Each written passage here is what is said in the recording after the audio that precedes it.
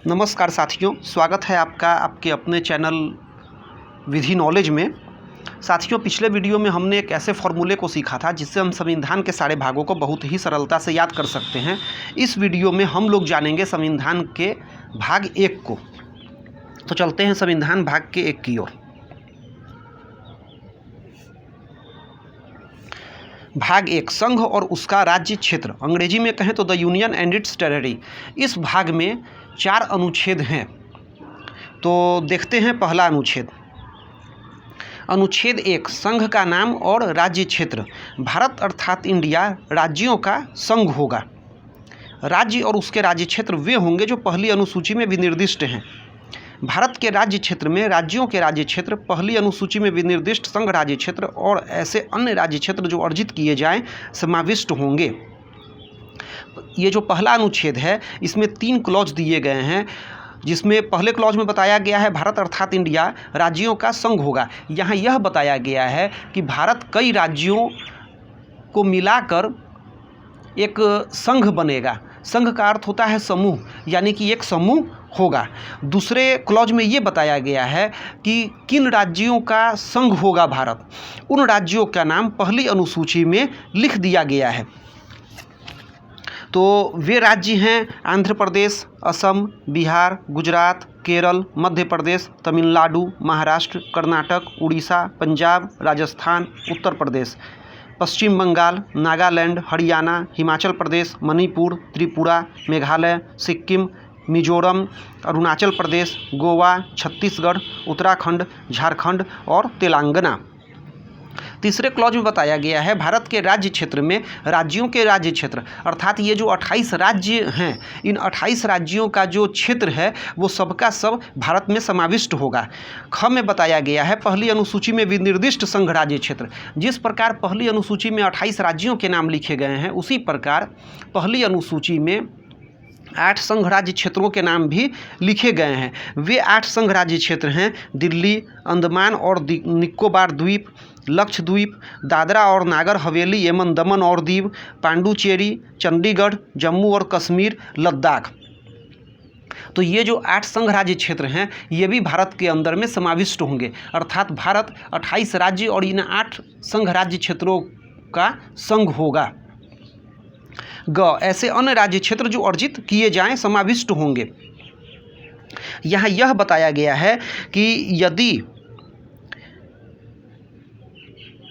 भारत के द्वारा, भारतीय संसद के द्वारा जो राज्य क्षेत्र अर्जित किए जाएंगे, यानी भारत के साथ मिलाए जाएंगे, वो शामिल होंगे। वर्तमान में भारत के पास कोई अर्जित राज्य क्षेत्र नहीं है, लेकिन हमारे संविधान निर्माताओं ने संविधान के माध्यम से संसद को यह शक्ति प्रदान की हुई है कि यदि ज़रूरत पड़े और मौका मिले तो वह किसी राज्य क्षेत्र को अर्जित कर सकती है। अब देखते हैं अनुच्छेद 2 को। अनुच्छेद 2, नए राज्यों का प्रवेश या स्थापना। संसद विधि द्वारा ऐसे निबंधनों और शर्तों पर जो वह ठीक समझे संघ में नए राज्यों का प्रवेश या उसकी स्थापना कर सकेगी। आर्टिकल 2 में बताया गया है कि भारत की संसद विधि के अर्थात कानून के अनुसार उचित नियम एवं शर्तों पर भारत के बाहर अगर कोई देश है तो उसे भारत में मिला सकती है। अर्थात संसद को संविधान ने ऐसी शक्ति प्रदान की है जिसका उपयोग हमारी संसद ने 1974 में सिक्किम को भारत में मिलाकर किया। पहले 1974 में 35वां संविधान संशोधन कर आर्टिकल 2 में एक उपखंड ए जोड़कर सिक्किम को सह राज्य बनाया गया। फिर 1975 में 36वें संविधान संशोधन के माध्यम से आर्टिकल 2A को हटा दिया गया और सिक्किम को पूरी तरह से भारत में शामिल कर लिया गया। तो ये था अनुच्छेद 2। अनुच्छेद 3 की ओर देखते हैं। अनुच्छेद 3, नए राज्यों का निर्माण और वर्तमान राज्यों के क्षेत्रों, सीमाओं या नामों में परिवर्तन। संसद विधि द्वारा क, किसी राज्य में उसका राज्य क्षेत्र अलग करके अथवा 2 या अधिक राज्यों को या राज्यों के भागों को मिलाकर अथवा किसी राज्य क्षेत्र को किसी राज्य के साथ मिलाकर नए राज्य का निर्माण कर सकेगी। ख, किसी राज्य का क्षेत्र बढ़ा सकेगी। ग, किसी राज्य का क्षेत्र घटा सकेगी। घ, किसी राज्य की सीमाओं में परिवर्तन कर सकेगी। अंग, किसी राज्य के नाम में परिवर्तन कर सकेगी। अनुच्छेद 3 का उपयोग कर करके, इसकी शक्ति का प्रयोग कर करके 1 नवंबर 2000 को मध्य प्रदेश से एक नया राज्य बनाया गया, छत्तीसगढ़। इसी शक्ति का प्रयोग कर 9 नवंबर 2000 को उत्तर प्रदेश से भी एक नया राज्य बनाया गया, उत्तराखंड।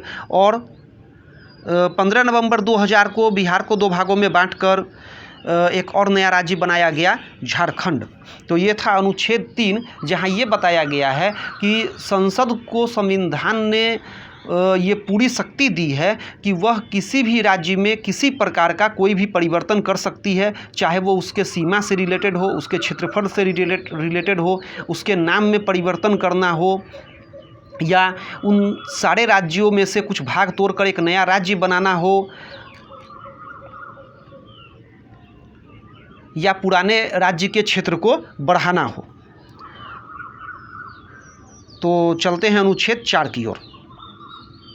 अनुच्छेद 4 पहली अनुसूची और चौथी अनुसूची के संशोधन तथा अनुपूरक, अनुषंगिक, परिणामिक विषयों का उपबंध करने के लिए अनुच्छेद 2 और अनुच्छेद 3 के अधीन बनाई गई विधियां।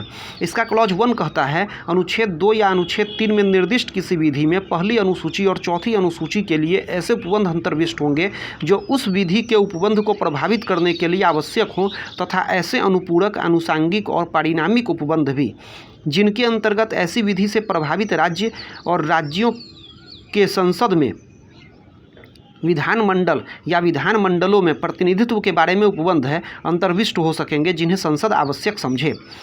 2 में लिखा गया है, पूर्वोक्त प्रकार की कोई विधि अनुच्छेद 368 के प्रयोजनों के लिए संविधान का संशोधन नहीं समझी जाएगी। आइए इसे समझते हैं। 4 अनुच्छेद 4 के क्लॉज 1 में ये बताया गया है कि जब हमारी संसद अनुच्छेद 2 या अनुच्छेद 3 की शक्ति का प्रयोग करेगी तो उसका परिणाम होगा कि अनुसूची 1 और अनुसूची 4 में भी परिवर्तन करना होगा।